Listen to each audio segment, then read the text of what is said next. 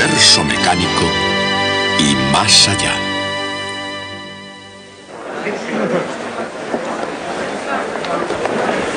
Voltaje, energía y fuerza. Ahora mismo sabemos ya mucho de electricidad. Ya conocemos las cargas, las fuerzas, los voltajes, las corrientes eléctricas, etc. Y ahora nos preguntamos, ¿y qué pasa con eso? ¿Qué es lo realmente importante de todo ese material? Les pondré un ejemplo de lo que quiero decir. Recuerden la máquina gigante de Van Marum, una máquina que se fabricó a finales del siglo XVIII y que era capaz de producir un voltaje de 100.000 voltios. Utilizaba un banco de 100 botellas de Leyden para almacenar energía. Podía almacenar hasta 2.000 joules de energía. Y nos preguntamos ahora, ¿es eso impresionante? Tenemos que decir que no. 2.000 joules de energía es aproximadamente media caloría de alimento. O expresado en términos puramente eléctricos, esta pequeña pila de 9 voltios de un radiotransistor puede almacenar 10 veces más energía eléctrica que la que podían almacenar las 100 botellas de Leyden. Y no obstante, esa máquina podía lanzar un rayo a una distancia de 2 pies, cosa que la pila en cambio no puede hacer. Por eso la pregunta es, ¿qué es lo realmente importante en todo ello? El voltaje o potencial eléctrico es una medida de la energía potencial de una carga eléctrica, como por ejemplo de los electrones que componen los átomos del cuerpo humano. Y ustedes deberían preguntarse cuál es el potencial que une los electrones a su cuerpo. Más vale que sea mucho mayor que el que yo pueda desarrollar dándole a la manivela de esa máquina, porque si no, la máquina sería tan tremendamente peligrosa que podría hacernos trizas. Entonces, ¿es verdad que los electrones están más fuertemente unidos al cuerpo que el potencial que yo puedo producir con esta máquina? La respuesta es no. El potencial que une un electrón al cuerpo es de solo unos pocos voltios, 3, 4, 5 voltios, y yo dándole a la manivela de esta máquina puedo producir 100.000. Así que una vez más, seguimos con la duda acerca de qué es lo importante en la electricidad. Los elementos básicos de la electricidad son muy sencillos. Si imaginamos cargas eléctricas puntuales en un vacío, hay cargas positivas y hay cargas negativas, que se atraen o se repelen unas a otras con una fuerza que varía en proporción inversa al cuadrado de la distancia entre ellas. Y eso es todo lo que se podría decir. Y sin embargo, se han necesitado miles de años para comprenderlo, e incluso ahora que lo comprendemos bien, sigue siendo muy confuso y difícil de aprender. ¿Por qué es esto así? Bueno, la razón es porque esos elementos de la electricidad, esas cargas puntuales, no existen nunca en el mundo real. La electricidad siempre existe en la materia. O sea que para poder entender la electricidad debemos entender primero la materia. Pero la materia es esencialmente eléctrica por naturaleza, y así, para entender la materia, debemos entender primero la electricidad. Ese es el punto crucial del dilema. Y de eso quiero hablarles hoy.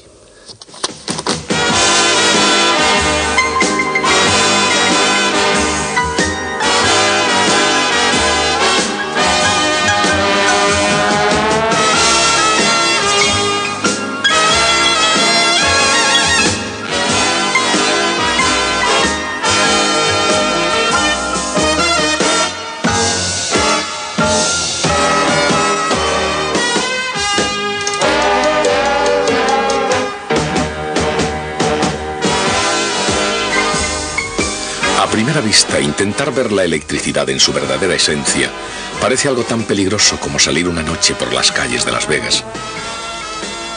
En electricidad hay muchas magnitudes: carga, potencial, campo, por nombrar solo algunas.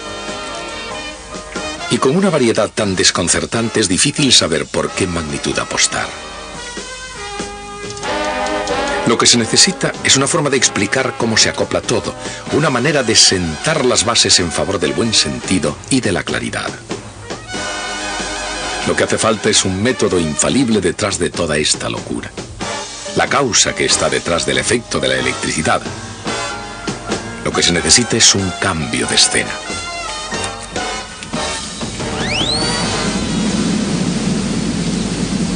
Aparentemente, la conexión eléctrica entre Las Vegas y estos montes de Nevada no es inmediatamente obvia. Por una razón, los topógrafos no arriesgan nada en el juego. Nada queda al azar en la detallada precisión de sus mapas, ni en las medidas que determinan la altura sobre el nivel del mar de cada punto de una red previamente determinada.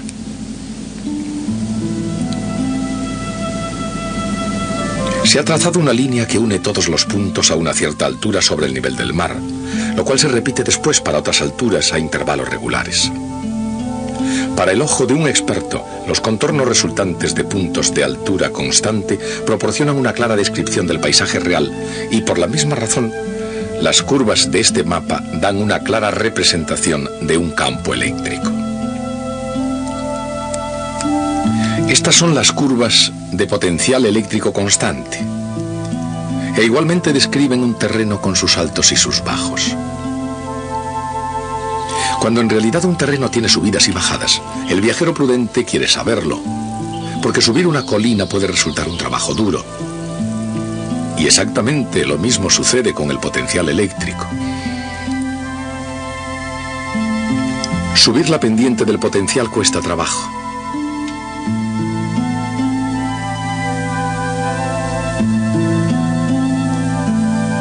Y cuanta más pendiente haya, más dura es la ascensión.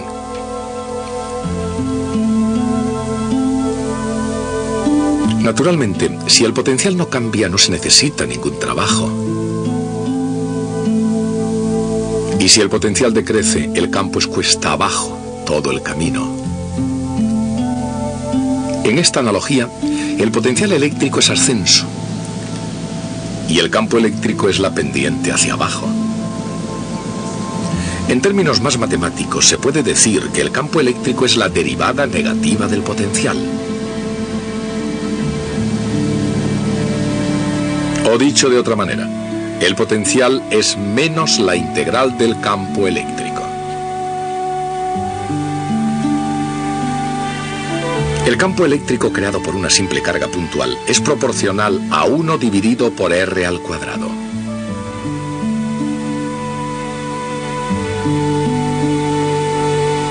Así su integral es proporcional a 1 dividido por R. En el caso de una simple carga puntual, la dirección del campo es bastante obvia. Pero, ¿qué ocurre en situaciones más complicadas? ¿Qué aspecto tiene el campo eléctrico de ese potencial?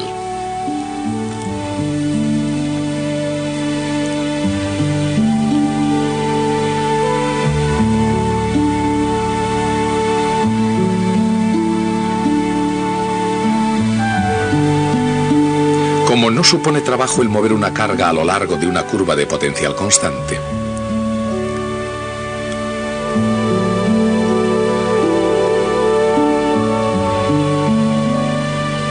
no hay componente del campo en esa dirección.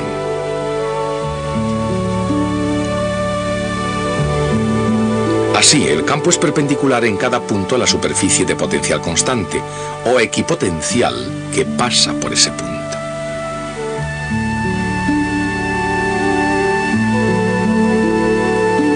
Y así es como adopta su forma conocida.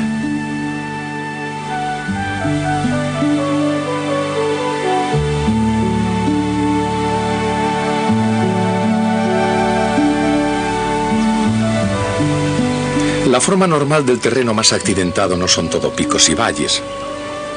También tiene zonas totalmente llanas y horizontales.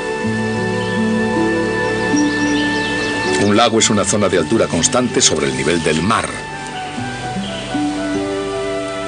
Lo mismo que una zona de potencial eléctrico constante creado por un conductor en un campo eléctrico. Y como el potencial eléctrico es el mismo en cualquier punto de la superficie de un metal, el campo eléctrico es siempre perpendicular a esa superficie. En las zonas montañosas es difícil encontrar muchas cosas que sean perpendiculares a algo, pero en la ciudad es muy fácil.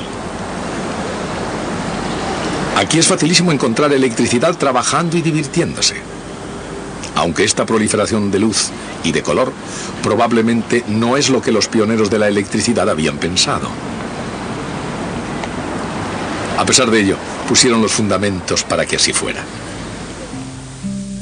Ben Franklin también hizo su parte trayendo el potencial eléctrico desde las alturas del cielo hasta la Tierra. Thomas Edison, pensando más en el trabajo que en la diversión, capturó electricidad en un vidrio y le hizo producir luz.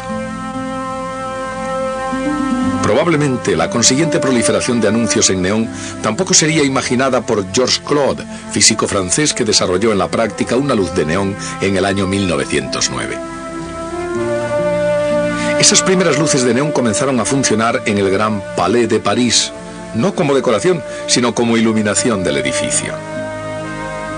El resplandor rojizo de esas luces era visto por todos como un inconveniente. Por todos, menos por Jacques Fonsègue, un publicista que vio grandes posibilidades a aquella luz rojiza.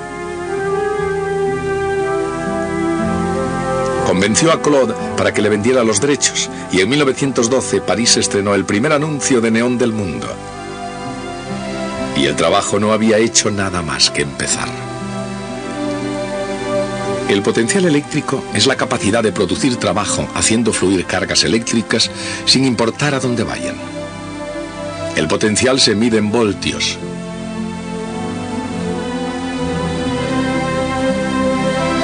Pero, ¿cómo de grande es un voltio? ¿Y cuántos voltios se necesitan para hacer un trabajo?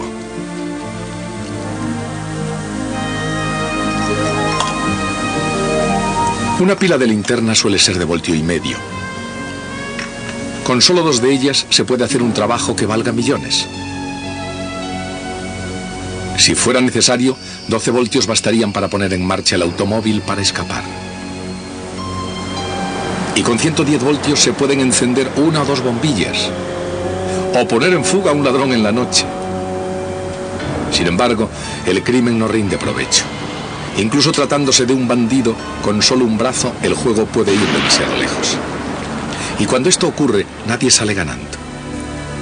El 6 de agosto de 1890 a las 6:40 de la madrugada, en la Overstate Prison de New York, Mr. William Kemmler fue la primera persona en el mundo que moría en la silla eléctrica.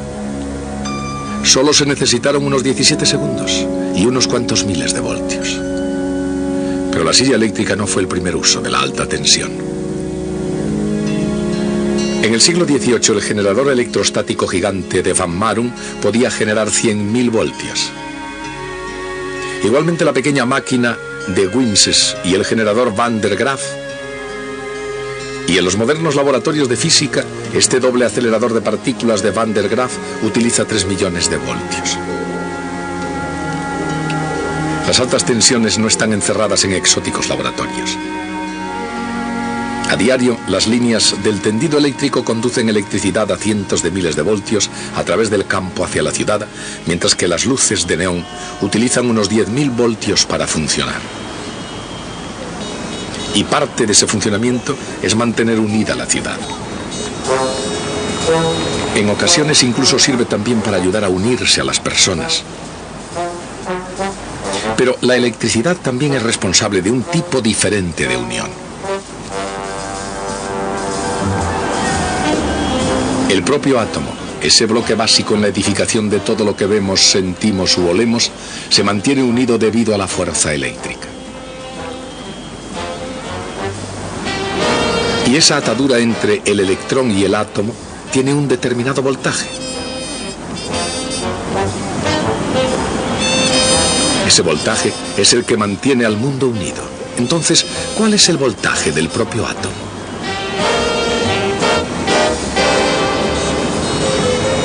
En cada átomo, la fuerza eléctrica une electrones cargados negativamente a un núcleo positivo.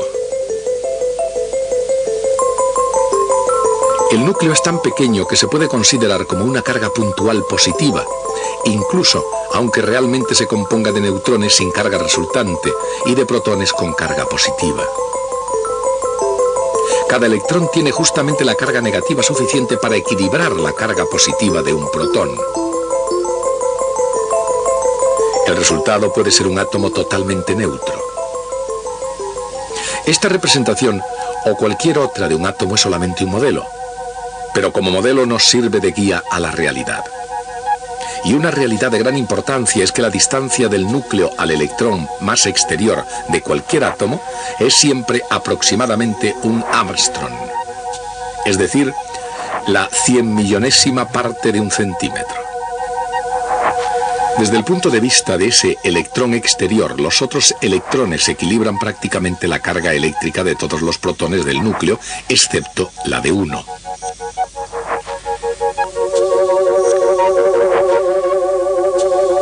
De tal modo que el electrón más exterior detecta aproximadamente el campo eléctrico y el potencial eléctrico debido a un protón, situado a un Armstrong de distancia. Su potencial eléctrico alcanza solo unos pocos voltios.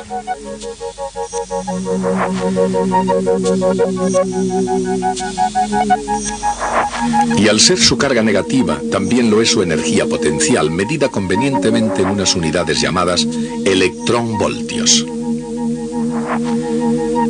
Esos pocos electronvoltios, menos una pequeña energía cinética, es lo que hay que vencer para desprender un electrón de un átomo. Y aproximadamente eso mismo se necesita superar también para eliminar un electrón de una molécula o de un trozo de metal sólido. Mucho menos es lo que hay que vencer para conseguir que los turistas de Las Vegas se desprendan de unos cuantos dólares. Mientras que el jugador siente una gran atracción por el dinero, la unión que existe entre un dólar cualquiera y el jugador es francamente pequeña. Pero algunas de las otras uniones que aquí se hacen son de naturaleza más duradera. Al menos en algunos casos los vínculos son muy fuertes. Pero si unos pocos voltios atan un electrón a un átomo, ¿cómo de fuerte es esa atadura? Como el generador de Van der Graaf puede producir hasta 100.000 voltios, parece que esta máquina debería ser capaz de ionizar cualquier pequeño trozo de materia ordinaria a su alcance. Pero no es así. Algunas veces no basta solo el voltaje. En realidad, si un átomo y una Van der Graaf se enzarzan en disputarse un electrón, el átomo gana siempre. Porque es cuestión de fuerza y no de voltaje. Dicho de otra manera, lo que importa es la derivada de la energía potencial y no solo el valor de esta. Aquí hay una cúpula Van der Graaf y un átomo.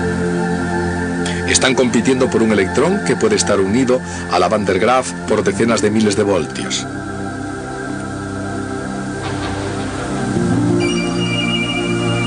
Pero ampliando esta imagen 10, 100, 1000 veces, la energía potencial del electrón debida al átomo parece ser mucho menor, pero mucho más pronunciada. De hecho, la escala horizontal ha tenido que ser ampliada. 10, 100, 1000, 10.000, 100.000 veces simplemente para ver la pendiente. La fuerza del átomo es 100.000 veces más fuerte que la de la Van der Graaf y no hay competencia. No hay competencia posible cuando la casa determina la suerte. Por eso los jugadores más listos prefieren dejar poco al azar. Benjamin Franklin era una de esas personas. E incluso encontró el modo de evitar los riesgos de las tormentas. Y de hecho su invento del pararrayos salvó muchas iglesias, graneros y casas de las llamas y la destrucción. ¿De dónde viene la luz del rayo? Cuando hay una chispa, las moléculas de aire se ionizan momentáneamente dejando un gas de iones moleculares positivos y electrones negativos llamado plasma. Muy rápidamente, la fuerza eléctrica entre los iones y electrones hace que se vuelvan a combinar formando materia neutra, desprendiendo su exceso de energía en forma de luz. Pero el rayo se puede domar. En un tubo de neón, por ejemplo, se puede retardar ese proceso convirtiéndolo en una incandescencia continua. Pero el campo eléctrico en un anuncio de neón o una máquina de Van der Graaf, o incluso una nube tormentosa, no pueden ionizar la materia. Entonces, ¿cómo pueden hacer que las chispas vuelen? La respuesta es porque ionizan el aire, pero no en un forcejeo directo.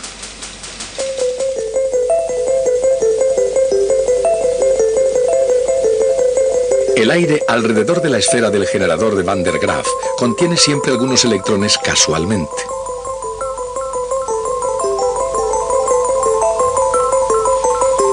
El campo eléctrico de la máquina de Van der Graaf acelera a uno de estos electrones hasta que choca con otra molécula y entonces comienza de nuevo el proceso.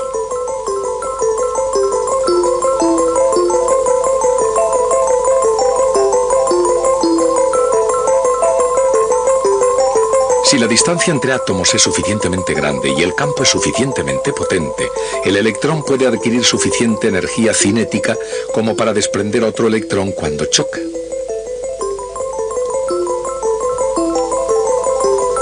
Si eso sucede, ambos son acelerados y causan más ionización hasta que se da una reacción en cadena, que es la que crea la chispa.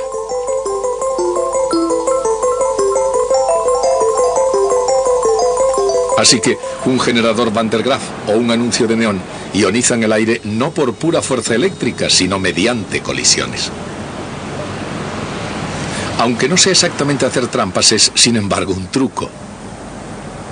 Pero entonces, esta ciudad está llena de trucos. Trucos del comercio científicamente proyectados para ionizar las carteras de los turistas. Está también llena de energía, y la energía de la gente parece crecer de hora en hora.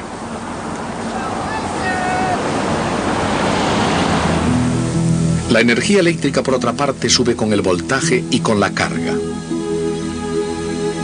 Así que la pregunta sobre cuánta energía puede suministrar un dispositivo eléctrico no solo depende de su voltaje, sino también de la cantidad de carga disponible. La máquina de Van der Graaf y este generador electrostático gigante alcanzan voltajes muy altos antes de que las chispas los descarguen.